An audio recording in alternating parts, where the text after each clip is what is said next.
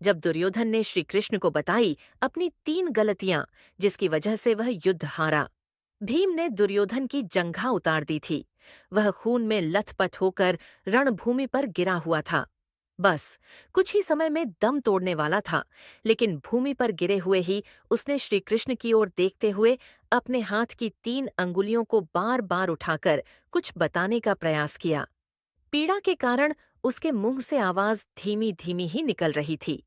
ऐसे में श्री कृष्ण उसके पास गए और कहने लगे कि क्या तुम कुछ कहना चाहते हो? तब उसने कहा कि उसने महाभारत के युद्ध के दौरान 3 गलतियां की हैं। इन्हीं गलतियों के कारण वह युद्ध नहीं जीत सका और उसका यह हाल हुआ है। यदि वह पहले ही इन गलतियों को पहचान लेता तो आज जीत का ताज उसके सिर होता। श्री कृष्ण ने सहजता से दुर्योधन से उसकी उन 3 गलतियों के बारे में पूछा तो उसने बताया, पहली गलती यह थी कि उसने स्वयं नारायण के स्थान पर उनकी नारायणी सेना को चुना। यदि नारायण युद्ध में कौरवों के पक्ष में होते तो आज परिणाम कुछ और ही होता। दूसरी गलती उसने यह बताई कि अपनी माता के लाख कहने पर भी वह उनके सामने पेड़ के पत्तों से बना लंगोट पहनकर गया।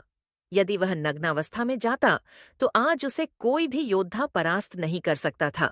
तीसरी और अंतिम गलती उसने की थी वो थी युद्ध में आखिर में जाने की भूल। यदि वह पहले ही जाता तो कई बातों को समझ सकता था और शायद उसके भाई और मित्रों की जान बच जाती।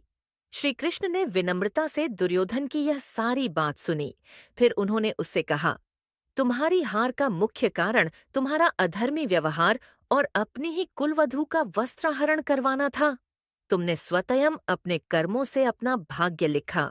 श्री कृष्ण के कहने का तात्पर्य यह था कि तुम अपनी इन 3 गल्लियों के कारण नहीं हारे, बल्कि तुम अधर्मी हो इसलिए हारे।